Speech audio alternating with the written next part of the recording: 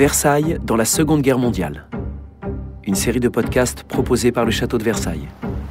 Épisode 2, on erre aux lanternes. Ou comment le château se calfeutre dans les premiers mois du conflit.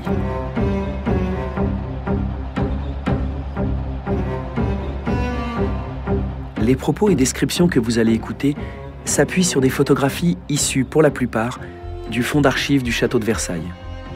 Toutes ces photos sont visibles sur le site internet du château de Versailles, à la page dédiée à son histoire pendant la Seconde Guerre mondiale.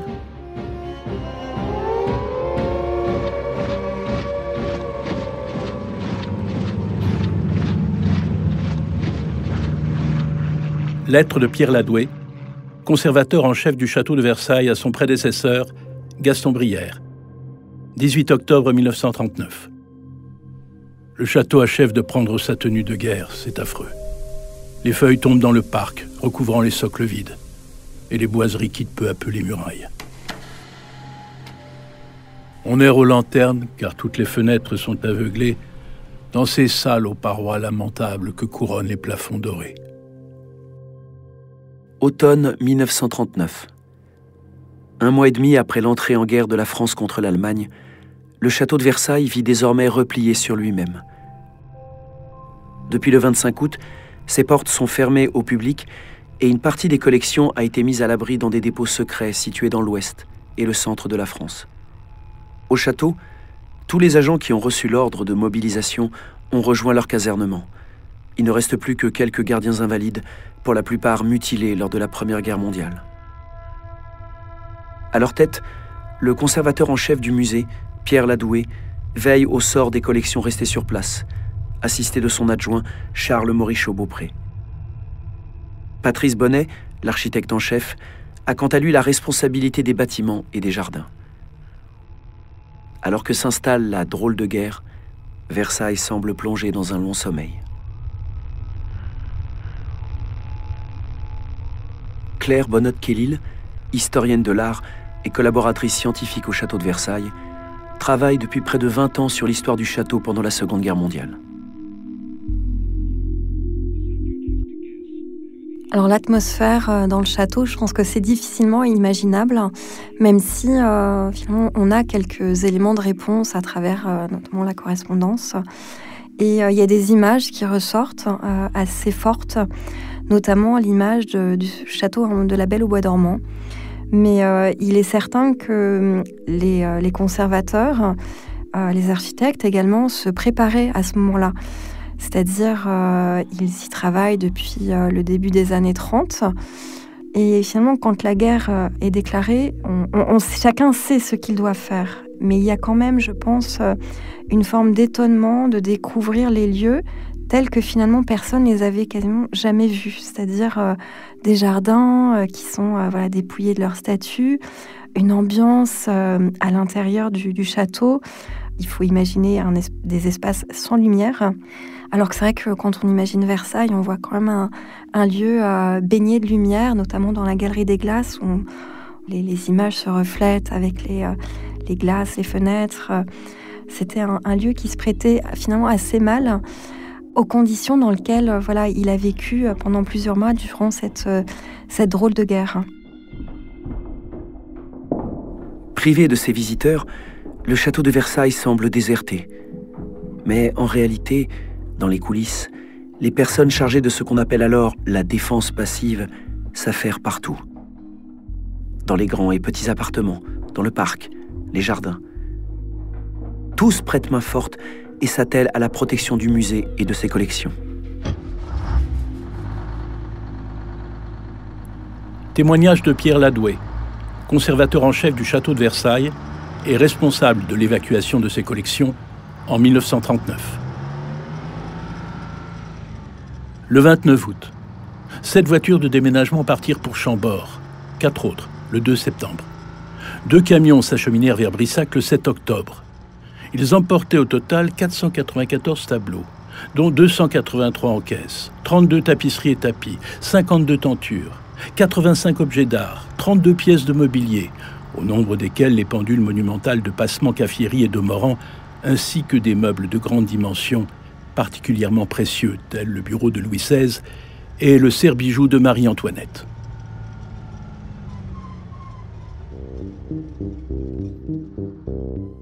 À Versailles, les listes d'œuvres à évacuer en priorité ont été arrêtées dès 1938. Le matériel d'emballage a été soigneusement stocké et les véhicules de transport réservés. Les opérations d'évacuation commencent au lendemain de la fermeture du château. Pour retracer cette période cruciale de l'histoire de Versailles, Claire Bonnotte-Kellil s'est plongée dans les archives et a réussi à reconstituer quasiment jour par jour le déroulé des opérations. Les opérations d'emballage nécessitent une main-d'œuvre importante, puisqu'on a plusieurs centaines d'œuvres à protéger avant qu'elles ne partent du château. Alors, contrairement à, par exemple, le musée du Louvre, qui va faire appel aux employés de la Samaritaine pour participer à cette grande opération finalement de sauvetage des trésors nationaux, à Versailles, on va faire appel à des renforts militaires, notamment des militaires provenant de la ville de Virouflet, donc la commune voisine.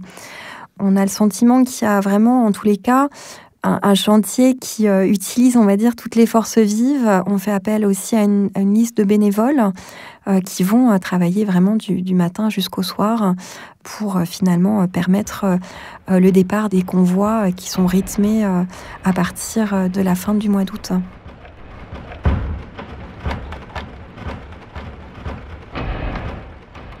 Cette campagne d'emballage est documentée par de très nombreuses photographies. Que nous disent-elles du soin pris pour protéger les œuvres et les mettre à l'abri, malgré l'urgence de la situation? Quelles techniques étaient alors en vigueur? Pour répondre à ces questions, nous avons montré ces photographies à Florence Cailleret, actuelle responsable de la régie des collections au château de Versailles. C'est elle qui supervise aujourd'hui les déplacements d'œuvres du château.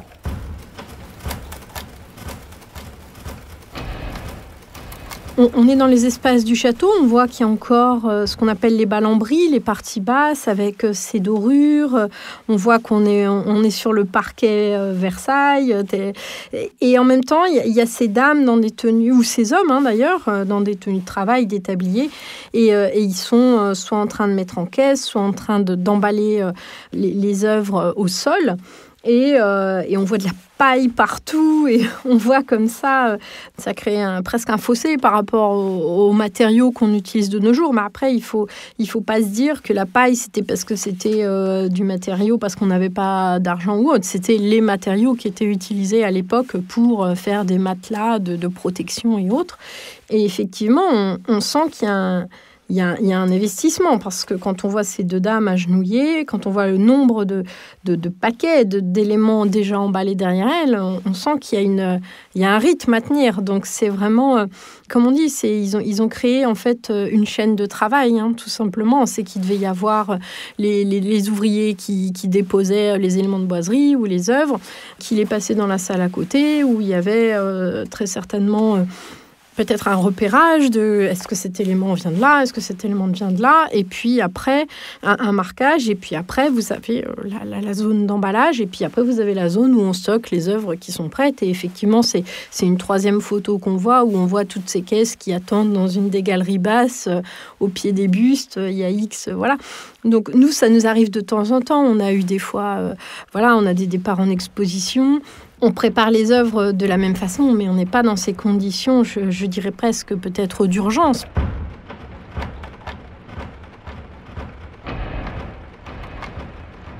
Pendant que là, on voit ces femmes à genoux par terre en train d'emballer ce qui est un tableau ou un élément de boiserie. Il y avait très certainement d'autres personnes dans les salles d'à côté en train d'emballer les objets d'art, Ils ont déplacé la pendule de passement qu'on vient nous d'installer là sur l'exposition Louis XV. Nous, la pendule de passement, quand on la déplace, on se déplace dans l'établissement vraiment... très lentement pour ne surtout pas la perturber, mais ne pas éviter les vibrations autant que possible. On met une protection au sol pour qu'elle ne subisse pas les variations de différence de niveau du sol. On choisit des modes de levage spécifiques, des modes de mise en caisse spécifiques. Je ne suis pas sûre qu'ils aient eu le temps de se poser des questions aussi compliquées et de passer une journée sur une œuvre. Je pense que la question ne se pose même pas.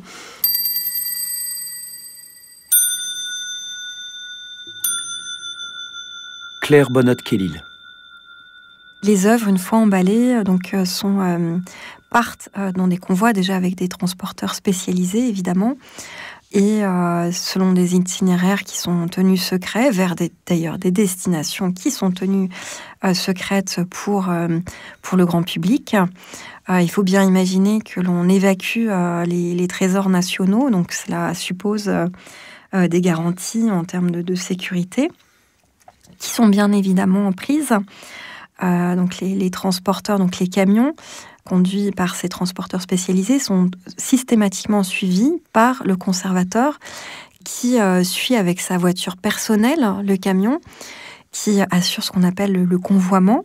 Donc il est derrière le camion avec un gardien d'ailleurs de Versailles qui très souvent l'accompagne. Il faut imaginer, voilà, on n'emprunte pas des autoroutes, ce sont vraiment des convois qui doivent demeurer, on va dire, très anonymes. Enfin, il n'y a pas d'identification particulière. On cherche à être le plus discret possible, déjà, voilà, pour ne pas éveiller de convoitises de la part de personnes malveillantes. Versailles évacue ses chefs-d'œuvre, le Louvre évacue la Joconde, voilà, pour faire simple, mais tout cela se fait dans le plus grand catimini.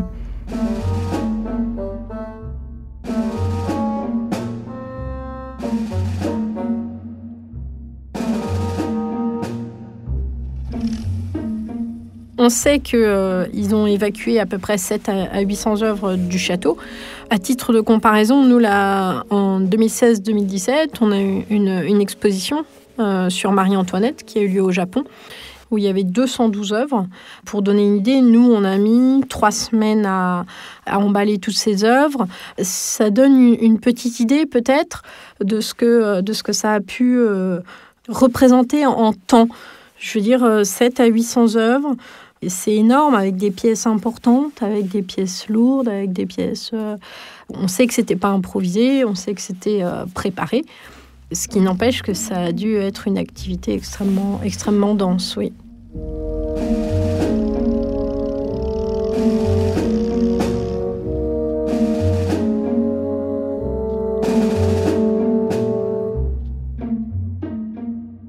Alors les archives disent beaucoup de choses de ces opérations d'emballage. Malheureusement, elles ne disent pas tout. Pour ma part, je reste un peu sur ma faim sur certains aspects.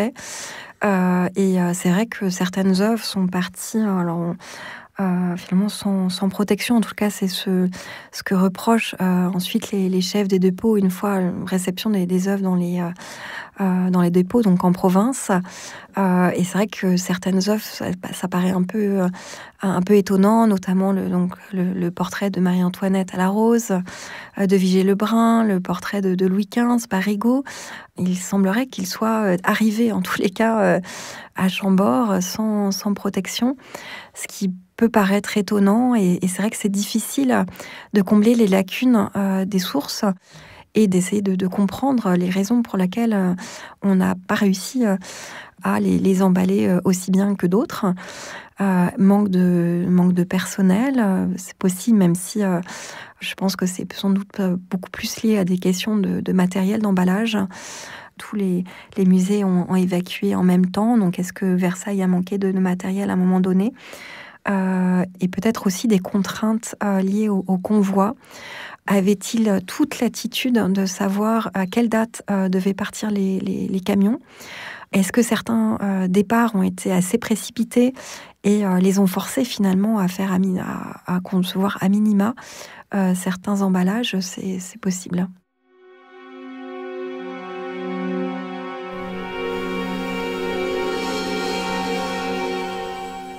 Au même moment, dans les jardins du château, Patrice Bonnet, l'architecte en chef, organise la protection des statues et leur évacuation.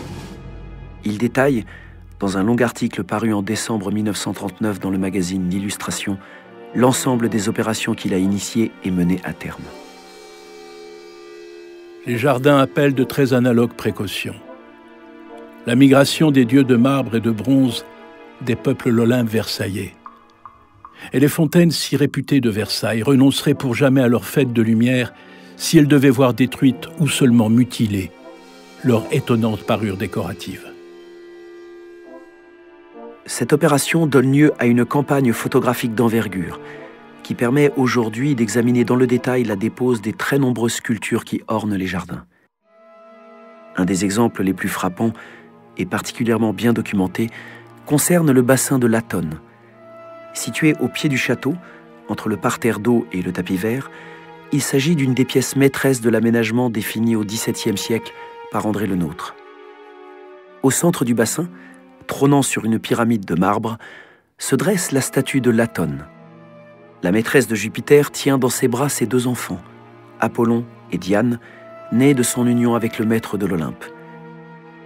Sculptée dans les années 1660 par les frères Marcy, la statue de marbre de plus de 2 mètres de haut fait l'objet de toutes les attentions lors de sa dépose à l'automne 1939.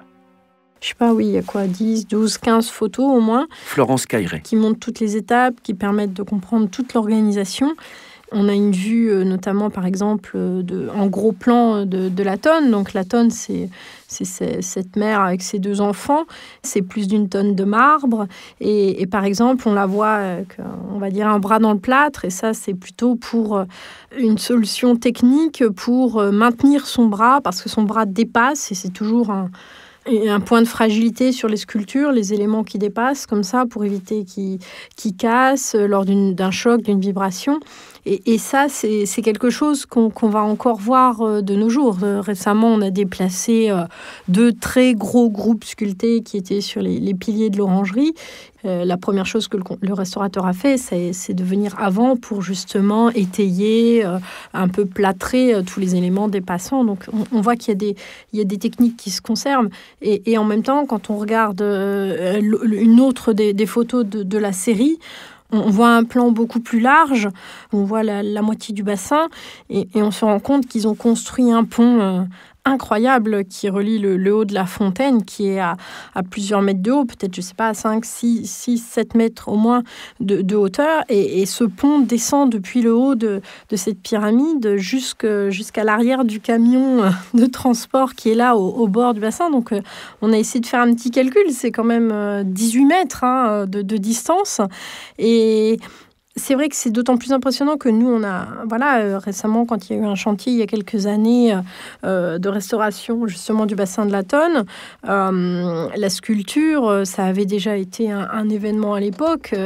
Ils avaient fait une cage en métal autour d'elle et puis ils l'avaient levée, mais on l'avait levée avec un bras de grue. Donc le déplacement en lui-même, il y avait eu le temps d'installation de la grue, le temps d'installation de la cage. Mais là, pour arriver à ce pont qui est incroyable, qui est constitué de planches, qui est constitué de tréteaux fixes, très lourds, très épais. On voit plusieurs niveaux de tréteaux intercalés avec plusieurs niveaux de planches pour arriver à une pente la plus douce possible, la plus régulière possible entre le sommet de la pyramide et le camion. Et on voit cette sculpture de plus d'1 tonne qui finalement est déplacée par 3 personnes. Soucieux de mettre à l'abri toutes les sculptures des jardins, Patrice Bonnet se heurte néanmoins à plusieurs obstacles. Certaines d'entre elles sont en effet impossibles à transporter à cause de leur taille. D'autres risqueraient d'être irrémédiablement endommagées lors de leur dépose. Elles restent donc sur place, mais l'architecte s'évertue à leur offrir un écrin qui garantira leur sécurité en cas de bombardement. Au bas du tapis vert, le char du soleil doit lui-même stopper et se terrer. L'énorme groupe, dans l'écume des chevaux marins, des tritons et des dauphins rompt son ordre de marche. Les chevaux dételés, maintenant cabrés par l'effroi, se serrent autour du char. Tritons et dauphins se réfugient sous le bras puissant du dieu, cependant qu'un réseau de murs de briques s'élève et cloisonne chacun dans son réduit de guerre. Extrait de l'article de Patrice Bonnet, paru dans le magazine L'Illustration.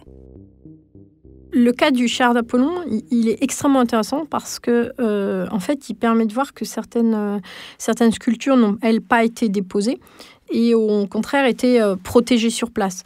Donc on voit sur certaines des photos que certains éléments, comme là par exemple 2 des chevaux du char, ont été déplacés, resserrés autour des éléments centraux de la sculpture et finalement ont été entourés d'un mur vraisemblablement en béton, avec une construction en briques, avec une toiture. Donc c'est vraiment une construction en dur qui a été installée au-dessus du groupe. L'hypothèse qu'on a émise, en fait, c'est que ce choix de protection sur place et non pas d'évacuation, qui est un choix qui se pose toujours dans le cas des urgences d'évacuation, vient sans doute de l'intrigation entre les conduites d'eau et la sculpture elle-même. Donc en fait, c'était sans doute beaucoup plus complexe de les démonter, voire de les déposer. Le cas de la tonne tout à l'heure, la sculpture, elle orne le haut de la fontaine. Elle n'est pas elle-même traversée par des conduites ou par des jets d'eau.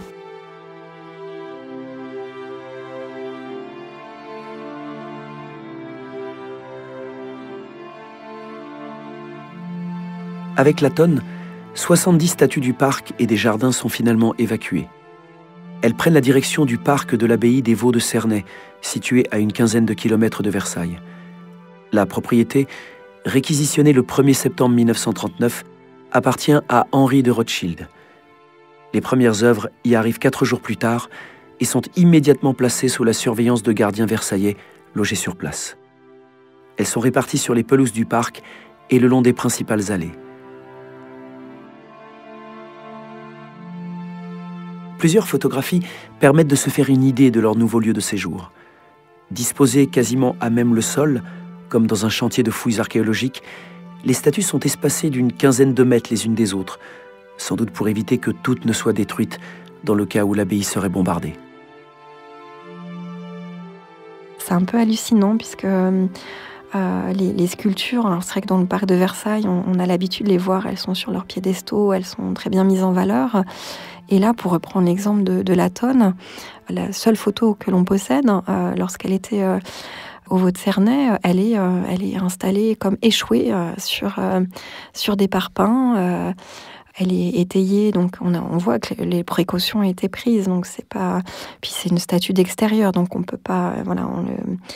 Les précautions sont prises, mais c'est vrai qu'elle a pour arrière-plan non pas le château, mais un grillage qui est juste derrière elle. Et c'est vrai que c'est un changement total de paysage Mais c'est le dépôt aussi le plus proche, je pense, qu'on a choisi. Enfin, Patrice Bonnet a sans doute choisi finalement une propriété qui assurait déjà on est une quinzaine de kilomètres et c'est une zone boisée. On est en pleine vallée de Chevreuse.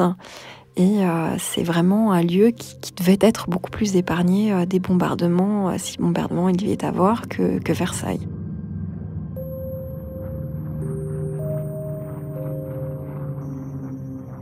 Ce que révèlent également ces photographies, c'est que ce dispositif a sans doute été pensé comme temporaire. Au moment de la déclaration de guerre, personne n'imagine que le conflit va durer 6 ans, encore moins que la France connaîtra une cruelle désillusion en juin 1940. Dans l'esprit de Patrice Bonnet, les statues sont donc mises à l'abri au Vaux de Cernay pour quelques semaines, quelques mois tout au plus, le temps que l'alerte soit levée. Lorsqu'elles regagneront leur socle au cours de l'hiver 1940-1941, les Allemands auront déjà investi le château. Mais nous n'en sommes pas encore là, car l'évacuation des sculptures du parc n'est pas la seule opération qui occupe l'architecte en chef à la fin de l'été 1939. Le bâtiment et ses décors, dont il a également la charge, sont en effet au cœur du plan de protection qu'il a méticuleusement mis au point. Une grande partie des mesures de protection qui sont mises en place par l'architecte Patrice Bonnet visent vraiment à se prémunir du bombardement. Ce qu'on craint le plus, ce sont les bombes incendiaires. Et c'est une des raisons pour lesquelles finalement, on va obturer les fenêtres, à la fois côté ville, mais aussi côté jardin. Donc ça représente au total 135 fenêtres et porte-fenêtres pour les raies de jardin. Et les photographies montrent bien ces panotages de bois que l'on voit, donc qui forment une espèce de carapace sur l'extérieur. Et à l'intérieur, on dispose des sacs de sable qui sont empilés. Et on ne ferme pas toutes, évidemment, les fenêtres. Si on ferme toutes les fenêtres, on n'est plus en capacité de faire évacuer les fumées si jamais le feu se propage à l'intérieur des pièces. Mais aussi, ça empêcherait les pompiers d'accéder par l'extérieur aux salles impactées par un sinistre. Au sein du château, la Galerie des Glaces, joyau architectural du palais, est l'objet d'un soin particulier. Patrice Bonnet fait ainsi construire 2 immenses parois coupe-feu, en briques, entre la galerie et les 2 salons attenants, le salon de la guerre et le salon de la paix. Si les glaces restent en place, tous les décors de bronze doré sont quant à eux démontés et mis à l'abri à l'orangerie.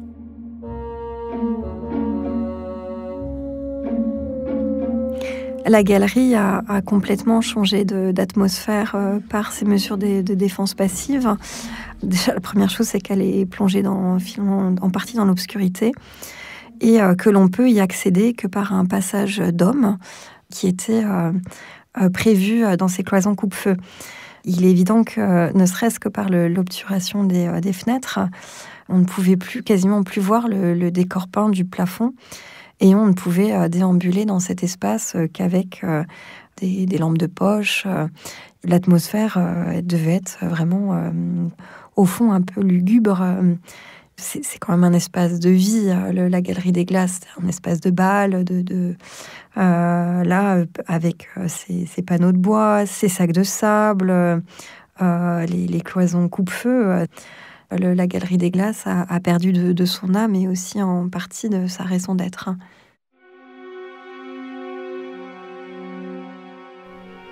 Patrice Bonnet se résout à laisser sur place les immenses peintures qui ornent les plafonds de la Galerie des Glaces et de l'ensemble des salons du château. Et pour cause, collées au plafond, elles sont par nature intransportables. Ce qui n'est pas le cas des boiseries, ces ensembles de panneaux ornés de subtils décors, sculptés et dorés à la feuille, qui tapissent les murs des salons. Une erreur d'appréciation pourra encore s'excuser si aucun bombardement ne vient altérer ni détruire Versailles. Mais aucune insuffisance d'initiative ne pourrait être pardonnée dans le cas contraire. Lettre de Patrice Bonnet au directeur général des Beaux-Arts, février 1940. La décision de Patrice Bonnet de démonter et d'évacuer les boiseries de Versailles ne fait pas l'unanimité, puisqu'il va s'opposer sur ce sujet au conservateur en chef, donc Pierre Ladoué, qui juge que l'opération est finalement trop périlleuse. Et d'ailleurs, il s'y oppose pour des raisons, le terme est assez amusant, il dit pour des raisons sentimentales, il s'oppose au démontage. C'est vrai que ce sont des boiseries insignes, ce sont vraiment des chefs-d'œuvre de style rocaille, donc du XVIIIe siècle. Donc on prend la décision fin septembre 1939 et on commence les démontages à partir du 5 octobre. Et les démontages vont se poursuivre jusqu'au printemps 1940. On va démonter 8 salons au total. Et c'est vraiment quelque chose d'assez exceptionnel pour le château de Versailles, parce que, par exemple, c'est une opération que l'on ne retrouve pas au Louvre.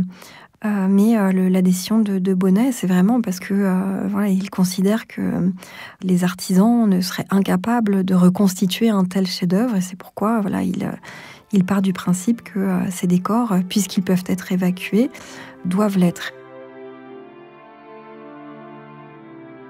Extrait de l'article de Patrice Bonnet, paru dans le magazine L'Illustration. Dans la suite des appartements royaux, le Versailles humanisé de Louis XV et de Louis XVI se pare de très luxueux lambris en bois sculpté et doré.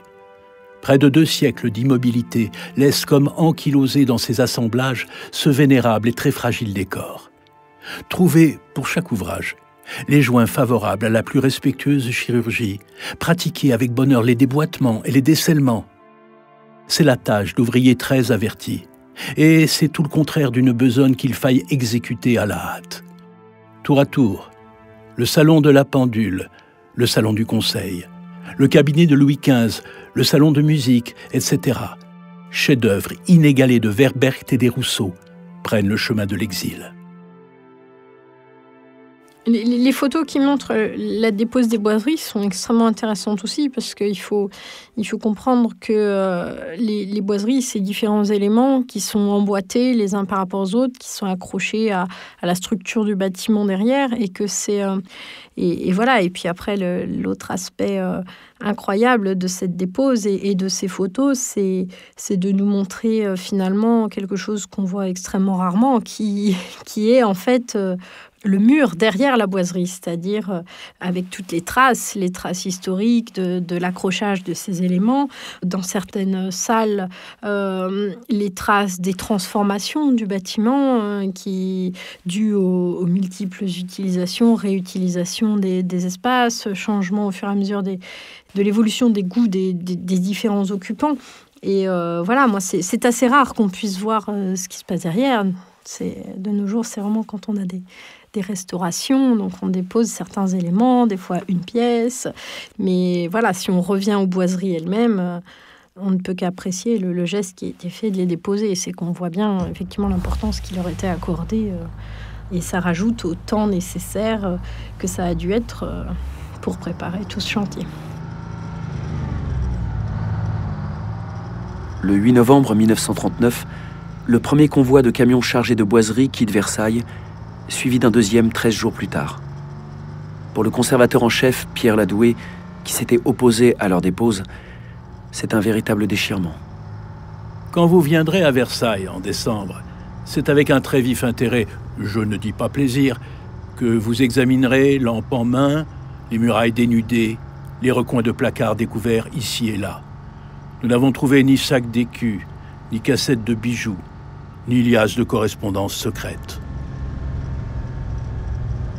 Lettre de Pierre Ladoué à son prédécesseur, Gaston Brière, 20 novembre 1939. Patrice Bonnet, qui était le principal instigateur de ces mesures de protection, Claire Bonnotte-Kellil, a finalement pâti de l'envergure qu'il avait donnée à cette campagne hors norme pour Versailles. Il va subir des calomnies par le biais de la presse. On lui reproche alors beaucoup de choses, d'avoir rendu Versailles impropre à la visite, parce que finalement, on ne peut plus visiter le château de Versailles pendant plusieurs années. Mais aussi, on lui reproche d'avoir abîmé le décor de Versailles. Certains poussent un peu le vice, alors à partir de l'invasion allemande, dans la presse collaborationniste, on lit vraiment des attaques qui sont infondées, c'est-à-dire que les boiseries qu'il avait démontées, il les aurait sciées pour les faire rentrer dans les caisses, ce qui est absolument faux. Mais il est vrai qu'il a été à contre-courant par rapport à ses confrères. On va lui reprocher aussi d'avoir quitté Versailles au moment de l'arrivée des premiers chars allemands. C'est aussi un des principaux griefs qui vont lui être portés et qui vont lui coûter sa place donc en septembre 1940. Il va devoir laisser son titre à un de ses confrères, André Japy. Ironie du sort, ce ne sont pas les conséquences de la guerre, mais bien celles du froid qui vont en réalité faire le plus de tort au monument et à ses collections. L'hiver 1939-1940, marqué par de violentes chutes de neige, s'avère particulièrement rigoureux. À cause des restrictions de combustible, le château n'est quasiment pas chauffé. Un froid sibérien règne dans les salles, presque entièrement mis à nu. Au froid s'ajoute bientôt un ennemi encore plus redoutable. Avec le redoux, la neige qui s'était accumulée sur les toitures du château fond et l'eau s'infiltre à travers les verrières endommagées. Au cours du mois de février 1940, le conservateur en chef Pierre Ladoué constate que le dégel a entraîné le percement de plusieurs plafonds. L'eau ruisselle sur les tableaux de la galerie des batailles. Les hivers suivants ne seront guère plus cléments et entraînent avec eux des cortèges de dégâts toujours plus nombreux, d'autant que les agents de surveillance restés sur place, qu'ils soient âgés ou invalides, ne peuvent pas monter sur les toits. Les toiles sont gorgées d'eau. Des moisissures apparaissent. Lettre de Jacques Jaujard, directeur des musées nationaux, au secrétaire général des Beaux-Arts, 30 juin 1943. J'ai l'honneur d'attirer votre attention sur les préoccupations que nous cause l'état général des peintures à Versailles et à Trianon. L'absence de chauffage depuis 4 ans, la fermeture des salles et, pour beaucoup d'entre elles, l'obturation des fenêtres par des boisages et des sacs de terre ont entretenu une humidité néfaste pour le bâtiment et les décors. En conséquence, je vous demande s'il ne serait pas possible de donner à M. Japy, qui est d'accord, l'autorisation de faire enlever les boisages qui obturent les fenêtres, au moins dans une salle du XVIIIe siècle qui est exposée au midi. On pourrait ainsi rassembler toute une série de toiles et les faire bénéficier de l'air et de la lumière qui leur sont si nécessaires. J'ai tenu à vous signaler cette situation et ses dangers, car il y a lieu de choisir entre une destruction possible par risque de guerre et une autre destruction, qui, pour être plus lente, apparaît celle-là, si on laisse les choses en état, absolument inévitable. Après le départ des Allemands, au matin du 25 août 1944, une nouvelle époque débute pour le château. 6 ans après leur exode, les œuvres qui avaient été mises en dépôt regagnent peu à peu Versailles au cours de l'année 1945. Et après un immense chantier de restauration et de remise en état, le château peut enfin rouvrir ses portes au public en juillet 1946.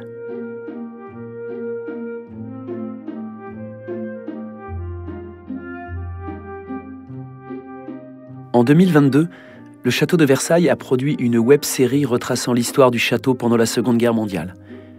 Racontée par Denis Podalides, sociétaire de la Comédie Française, cette web-série revient sur l'histoire du musée entre 1939 et 1945 et sur l'histoire plus personnelle de celles et ceux qui se sont engagés dans la préservation de ce patrimoine de l'humanité durant le conflit. À regarder sur le site internet du château de Versailles et sur sa chaîne YouTube.